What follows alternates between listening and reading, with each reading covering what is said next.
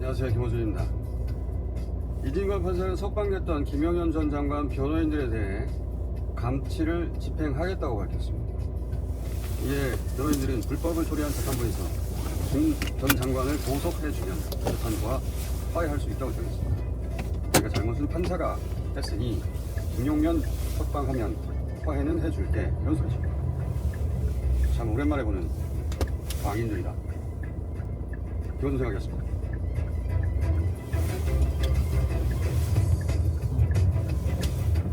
겸손해? 힘들다 권미정입니다. 잠시 선거때만 후 되면 이해할 수 없는 많은 언덕마을 행동을 방면으로 좌회전입니다. 제가 이번 선거 광인 1호, 광인 2호 이렇게 좀 지목하는데 선거 기간이 아님에도 등장하는 광인은 드문 일이거든요. 참 굉장한 분들이에요, 이분들이. 이분들 얘기부터 잠깐 하고 넘어갑시다. 지난주 석방됐던 김영현 전 장관 변호인들, 이진관 부장판사가 중지됐던 그 기존 감치 집행하고 또 추가 도발권에 대해서도 별도 감치한다고 했어요? 그렇습니다. 이진관 부장판사는 기존 감치 결정은 적법하게 인적 사항을 확인해 구치소에서 요구하는 조건에 맞춰서 집행할 것이라고 했고요. 감치 재판에서 또다시 재판부를 공격한 행위에 대해서는 별도로 감치 재판을 진행하겠다고 했습니다. 그 감치 재판에서 비공개로 진행된 감치 재판에서 또 재판부를 공격했다는 건데 어떻게 공격했다는 거예요? 재판부를 향해서 해보자는 거냐, 공수처에서 보자고 했다고 합니다. 판사한테 해보자는 거냐? 네. 공수처에서 봅시다, 이렇게 했다는 건데,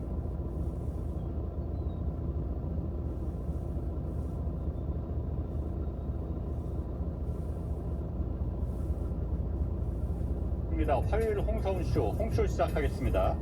오늘 두 분 경제통 모셨습니다. 박시동 경제평론가, 그리고 전병서 중국경제금융연구소장 두 분 모셨습니다. 안녕하세요. 네, 안녕하세요. 전 소장님은 저희 KBS 경제쇼 할 때는 정말 제가 아주 인사이트를 높이 평가하는 그 패널 중에 한 분이었는데 여기는 처음이시네요. 예, 바꿔가지고 쉽지 않네요. 오늘 그리고 박평께서는 네. 요즘 300m 앞 시내 공연 언덕마을 방면으로 예산 이수공역 우회전입니다. 때문인데요. 이어서 아침에 좌회전입니다. 이제 좀 쉽게 주식 네. 경험하시는 분들 위해서 이제 코너가 아가방. 아가방이 생겼어요. 그러다 보니까 이제 방송 시간이 짧고, 네. 그러니까 현장에서 차라리 저희가 강연을 하자 네. 이렇게 해서 좀 하고 있는데, 이번 주말에는 수도권에 저기 이제 한동안은 지방에 한번 내려가 봤어요. 예. 근데 이번 주말에는 금요일이네. 네, 금요일 일산, 예. 29일에는 고대. 네, 잠시 후 그런 언덕마을 방면으로 우회전입니다. 일산하고 이어서 고대 아침만 좌회전입니다. 조금 남아있고 나머지 다 찼는데요.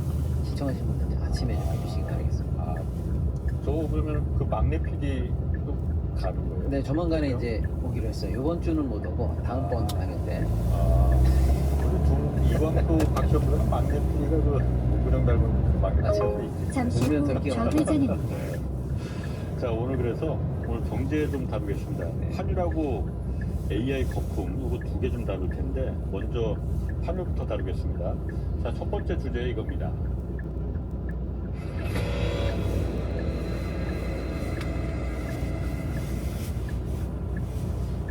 슬금슬금 계속 올라가요. 1472원까지 오늘 환율 원달러 환율 갔잖아요. 네네. 이게 1,500원 넘어가는 거예요. 일단은 지금 굉장히 높은 구간에 있어요. 예. 근데 이제 슬금슬금 오다 보니까 예. 여기가 얼마나 높은지를 잠깐 예. 깜빡하실까봐 살짝 말씀드리면, 예. 이제 제일 우리가 환율을 높았을 때가 이제 IMF 때. 그때는 뭐- 그때 거진 2,000원까지 갔을 때가 있었고요. 그다음에 2008년 금융위기 때 예. 1,600원짜리까지 간 적이 있어요. 그리고 나서는 계엄 때 예. 1,480원 넘은 적이 한 번이거든요. 예.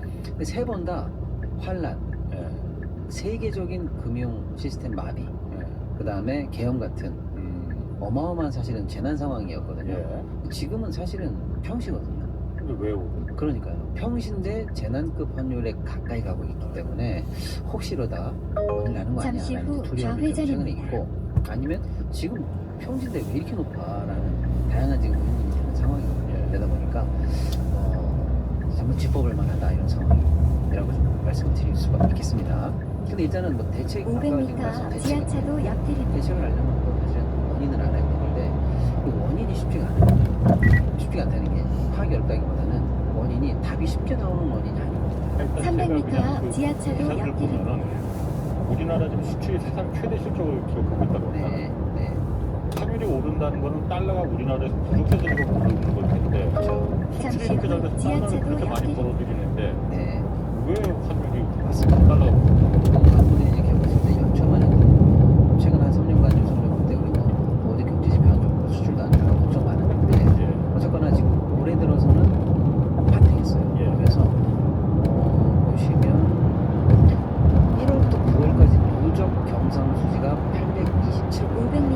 이게 회전 교차로에서 2시 방향입니다. 그리고 9월 134억. 예. 9월만 봐도 월간으로는 역대 300m 앞 회전 교차로에서 2시 방향입니다. 장사 잘한 거야. 잘했다는 거는 아까 우리가 말씀처럼 한번 넘죠. 차 팔고, 반도체 팔고, K-뷰티 회사 팔고 해서 달러를 많이 갖고 와서 여기 몰아놨다는 거예요. 그럼 달러가 있어야 되잖아요. 경로를 이탈하여 재검색합니다. 아주 이제 핵심인데 경상수지적으로 이렇게 좋은데 다른 부분이 좀 문제가 있다는 거예요. 지금 일단은 기본적으로 그라운드가 조금 입맛이 좋지 않은 게 있어요. 하나는 달러와 원의 교환 비율이 반별이잖아요. 예. 근데 우리 돈이 흔해지면 환율이 올라가요. 우리 돈이 귀해지면 환율이 세지는 거죠. 예. 근데 지금 한 2, 3년간 우리 돈이 좀 흔해지는 방향으로 일단 그라운드가 형성이 됐다는 거예요. 많이 풀렸다는 풀렸어요. 예. 그게 소위 많이 말하는 풀어냈어요. 예, 그게 이제 M2, 통화는 이제 우리가 바로 변자 계산하는 유동량이거든요. 근데 이게 지금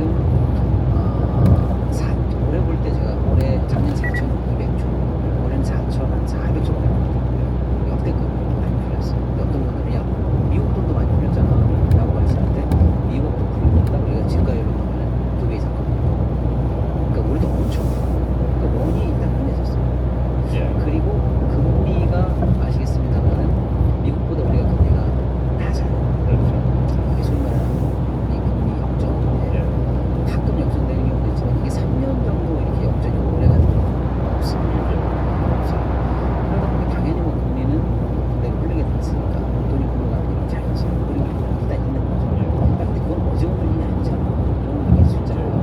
한번 내려오고. 그렇죠. 근데 이제 제 말씀이 그런 그 켜켜이 쌓인 게 이제 터지기 시작한다라고 일단은 볼 수가 있는데 금리 관련해서는 어제 오는 일은 아닌데 미국이 금리를 500m 앞 70km 과속 단속 구간입니다. 우리는 공별 수준에서 가다 보면 만나야 되잖아요.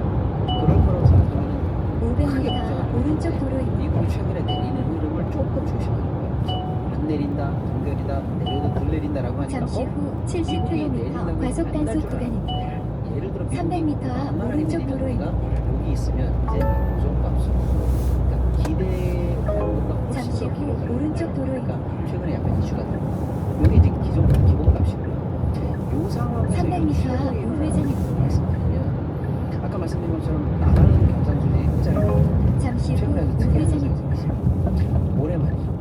올해 기준으로 했을 때 우리 개인들이 해외 자산을 순매수한 게 500m 앞 회전 교차로에서 경기도 사격장 양감면사무소 방면 12시 방향입니다. 전체 흑자가 820억 원인데 그냥 개인들이 나가서 엔비디아 사고 테슬라 사고 해외 주식원, 미국 주식원. 그렇죠. 비트코인 산 게 500억인데요. 300m 앞 회전 교차로에서 경기도 사격장 양감면사무소 방면 12시 방향입니다. 그러면 820억 불 나라가 벌었는데 개인들이 700억 불 딴 데서 샀어요. 워낙 그렇게까지 많이. 그렇게 전방에 과속 방지턱이 있습니다. 예, 그리고 최근에는 한미 관세 협상 때문에 잠시 후 회전 교차로에서 경기도 사격장 양감면사무소 방면 12시 방향입니다. 가야 됩니다. 예. 그것만큼도 일단 나가는 걸로 고정값으로 잡아줘야 되잖아요. 근데 아직 안 전방에 나가죠. 과속 근데 이제 그게 방지턱이 있습니다. 나간다고 딱 방향을 잡으면 나가는 방향으로 환율이 상방을 가리키기 때문에 하나가 부족해질 것이다라는 예상을 할 그쪽으로 거라니까. 예상하고 전략을 삼으면 내가 굳이 지금 바꿀 이유가 뭐가 있어? 달러를 들고 있어야지라고 예. 하는 대기 수요가 어마어마합니다. 그게 이제 각종 4대 기업들이 다음 안내까지 집중입니다. 현지에서 벌어들이는 현지 자산들이 요즘은 해외 10대 그룹의 해외 생산법인 자산이 460조예요. 지금 제가 대충 말씀드린 이 숫자만 더해도 경상수지 전방에 숫자하고는 과속 얘기하는 방지턱이 있습니다. 개인들이 사고 대기업들이 사고 거기서 안 들어오고 한미 협상으로 나가는 돈이고 하니까 이게 그러니까 국가적으로 보면 수지가 남는데 장사는 잘했는데 지금 왜 원이 그 달러가 모자란 거예요? 일단 그럼 가장 큰 게 그러니까 미국 주식을 워낙 많이 사는 게 가장 큰 원인 중에 하나라고 보여집니다. 그러니까 이제 이런 식으로 민간 사이드에서 개인과 4대 기업이나 10대 기업이 나가는 돈이 엄청 크잖아요. 사지 말라고 할 수도 없고. 그렇죠. 이게 아주 중요합니다. 그거 더하기 예. 이거를 한 2나 4로 보면요. 그만큼 또 연금이 해외 자산 투자를 해요. 이게 8이에요. 국민연금이. 예, 비율을 치면 그렇습니다. 그러니까 경상수지 요만큼 번 거하고는 게임도 안 되는 영역에서 사실은 대외적으로 보면은 나가는 돈이 많은 거예요. 그럼 이게 우리나라만 그런 건지 중국 같은 전방에 경우도 그럼 과속 환율이 방지턱이 있습니다. 달러만 이렇게 계속 강세고 전 세계 다른 나라 환율들이 특히 뭐 한국, 일본, 중국 같은 경우는 다 이렇게 다 약세인 거예요. 중국은 약간 약세예요. 중국은 약간 7에서 7.12 정도, 7.29 정도고 중국은 환율은 정부 통제하기 때문에 그런 건데 예. 중국은 작년에 무역흑자가 9,900억 올랐어요. 그런데도 환율이 약간 절하시킨 건 정부 의도적으로 한 거고 전방에 지금 과속 우리나라 같은 방지턱이 있습니다. 경우는 이거는 이제 3분기까지 그 증권 투자한 게 890억 올라갔어요. 예. 그러니까 아까 지적하신 뭐 경상수지 그걸 넘어서는 금액이에요. 그러니까 당연히 이건 이제 마이너스 나와야 되는 거고 예. 절하게 되는데 지금 이게 결국은 환율이 1,500원 넘어갈 거냐는 건데 그거는 성장률하고 달려 있죠. 그래서 돈에는 애국심이 없어요. 그래서 IMF 때 우리가 뭐 2,000원 넘어갔다고 그러는데 지금 500m, 0.8%예요. 30km 신호 위반 과속 단속 구간입니다. 돈은 물론 높은 데서 낮은 데로 오르지만 돈은 낮은 데서 높은 데로 올라요. 0.8% 성장해서 돈 빼가지고 3%, 4% 성장하는 거 돈이 빠지는 거 요게 지금 전방에 핵심이지. 과속 우리가 방지턱이 뭐 있습니다. 간에 뭐 이제 얘기를 하지만 우리 국민은 잠시 후 문제가 어린이 보호구역입니다. 제한 속도를 준수하세요. 예. 그럼 국민연금 제가 좀 투자해버리면 바로 환율 다 바뀌죠. 그래서 이제 그거는 지금 우리의 그 경제 체력에 심각한 문제가 있다는 것이 개미마저도 국내를 못 전방에 먹고서 과속 방지턱이 내려간다는 있습니다. 것은 이것은 지금 밸류업의 이슈가 아니고 그로스업이 안 되기 때문에 그로스를 찾아서 가는 거죠. 아, 그러니까 지금 전선이 말하는 거는 개미 투자자들이 미국 주식을 워낙 많이 하는 것도 있지만 그보다 더 중요한 거는 한국의 성장률이 안 되기 때문에 달러가 여기 머물 이유가 없어서 다른 그렇습니다. 나라로 간 그게 더 결정적인 이유죠. 그렇죠. 외국인이 한국 주식 산 것도 최근에 달 산 것은 한국의 성장률 0.8% 잠시 후 30km 신호 위반 과속 단속 구간입니다. 성장률도 보면 산 거죠. 네. 뭐 철강화학 조선기계를 산 게 아니고 예. 지금 우리 같은 경우는 환율의 이슈들은 우리나라 근본적인 성장률이 일본하고 똑같아지는 한 %대라는 거 예. 이게 핵심이죠. 그래서 대책이라는 게 뭐 있냐고 그러는데 뭐 국민연금 같은 것부터 같은 거는 일시적으로 막을 수는 있지만 이 무료 올라가는 건 막을 수 없듯이 예. 돈이 성장성 찾아가는 것은 막을 수가 없어요. 그래서 우리가 성장률이 지금 0.8%, 1% 이렇게 계속되면은 예. 한국의 제가 볼 때 개미들이 잡은 물처럼 계속 이어질 수밖에 없다. 그럼 근본적으로 원달러 환율을 갖다 지금 앞으로 그럼 더 이걸 막으려면은 방어를 하려면은 가장 근본적인 방법은 성장률을 갖다 키우는 높이는 방법밖에 없는데 그게 쉽지는 않을 것 같고. 근데 이제 근본적으로 보면 그것뿐이죠. 예를 들어서 우리 시장에서 성장을 예. 가져온다. 예. 그다음에 미장이나 비트코인이나 예를 들어 이런 거보다 예. 우리 장에 대한 신뢰나 이런 걸 예. 회복해서 여기서 더 많이 투자하는 거. 예. 근데 이제 이게 근본적인 이유가 일단은 맞다는 게 예를 들어서 우리 시장이라든지 우리 성장에 대해서 신뢰 안 하는 또 다른 지표가 하나 있거든요. 이게 지금 언론은 잘 안 나오는데 예를 들어서 부유층의 자본이탄 되는 그 숫자 예. 이게 있어요. 예. 예를 들어서 소위 말하는 이제 부자들, 슈퍼리치들이 그 나라를 얼마나 떠나고 있나 보면 2025년에 우리나라 100만 장자 순유출이 2,400명인데요.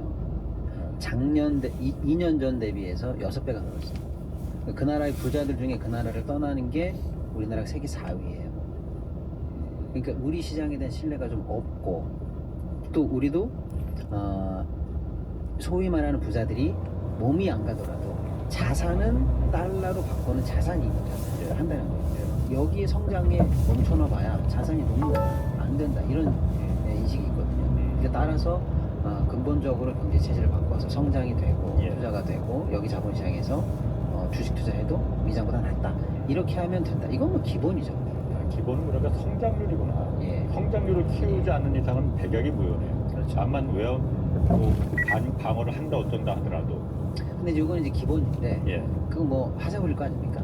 근데 그건 이제 장기적인. 예, 그렇죠. 그리고 이제 그거 될 때까지 그냥 넉넉히 있을 수는 없거든요. 예. 지금 고환율 상황을 그럼 방치하지 않는 선에서 예. 단기간, 중기간에 뭔가 대책이 나와야 될 거 아닙니까? 그래서 일단 시장에서는 계속 이 정부가 언제 어떤 환대책을 쓰느냐 이걸 이제 사실은 계속 보고 있었어요. 예. 그래 한 2, 3주 전만 해도 혹시 1450선 정도에서 저희가 1차 환 방어선이 있지 않을까라고 예. 조심스럽게 추정을 해봤는데 1450선은 뭐 속절없이 들려요. 그러니까 아니었나 보다. 그럼 어디야 라고 했을 때 1500선은 아니라는 거예요. 왜냐면 실제로 앞자리가 1호로 바뀌고 나면은 심리적으로 좀 충격이 있고요. 예. 그거를 또 막기 위해서 거꾸로 쭉 밀어내릴 때 돈이 더 들어가요. 그러면 어디겠는가라고 해서 1480선을 시장에서 이제 추정을 했어요. 그 예. 다음으로. 근데 이게 지난주 목요일에 현실로 확인이 됐어요. 목요일 아침에 그 전날에 1470을 넘자마자 그 다음날 목요일 아침에 1480 뭐 볼 것도 없이 그냥 쭉 밀어내리면서 개장부터 쭉 밀어내리면서 1480 안 찍으려고 하는 모습이 아침부터 보여졌거든요. 예. 시장에서는 당국의 1480선은 단기간 500m 10시 방향입니다. 본 거예요. 그런데 1480이 방어선이면 네. 1480에 끊는 게 아니고요. 80부터 밀어 내리는 거거든요. 예. 그래서 1450선까지는 조금 밀려 내려왔어요. 예. 지금 동안. 근데 요 최근에 다시 또 1470선까지 300m 10시 방향입니다. 일단은 뭐 글로벌리한 흐름도 몇 개 있죠. 하나는 AI 거품 좀 이따 우리 얘기하겠지만 뭐 그런 것 때문에 미국에서도 뭐좀 흔들리들 하니까 우리 시장에서 먼저 일단 주식 매도가 좀 나왔고요. 예.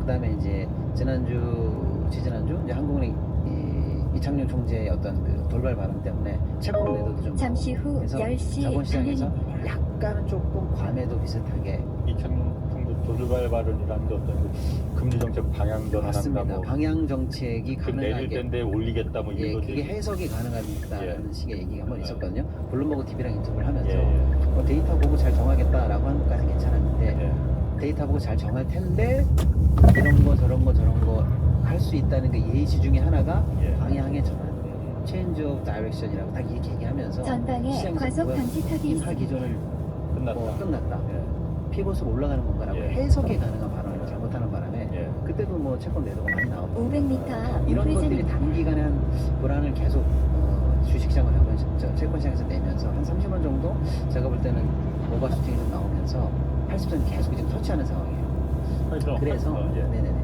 그러다 보니까 중장기 흐름은 당연히 우리가 아까 근본적으로 해야 되는 거고 단기간에 1480선을 막아줘야 되는데 300m 미국발 우회전입니다. 뭐 여러 가지 AI 거품이나 예. 이런 것들이 계속 매도가 나오니까 밀리잖아요. 그러니까 이제 어저께 드디어 당국에서는 이 1480선을 지키기 위해서 제가 볼 때는 이제 사자 협의체라고 하는 처음 보는 이 모임이 어제 만들어졌어요. 핵심은 국민연금이잖아요. 맞습니다. 잠시 그래서 후 일단은 우회전입니다. 단기간에 그럼 환율을 막을 수 있는 대책이 뭐 있냐라고 하면 한 4개 정도로 추려져요. 결론적으로는 다 말이 안 돼요. 이때는 뭐냐면 하나는 직접 개입해라. 이게 그냥 가장 부작용이 적다. 이런 분들이 간혹 계시는데 우리나라 외환보유고가 4,700억 불로 시작해서 지금 한 4,200억 불까지 떨어진 상황이거든요. 예. 이 상황에서 환당국이 돈을 들고 직접 환시장에 뛰어들어라라고 하는 건 말이 안 되는 얘기죠. 만약에 여기서 한 2,300억 불 잘못 써버리면은 앞자리가 3자리로 되는데 4천이 아니고 3천으로. 그렇죠. 3천억으로. 예. 그리고 뭐 이 정도 외환보유고 충분하다는 사람도 있지만 안 충분하다는 사람도 있기 때문에 이거를 들고 직접 개입하는 500m 드림테크 이건 산업단지 좀 말이 안 되는 방면으로 좌회전입니다.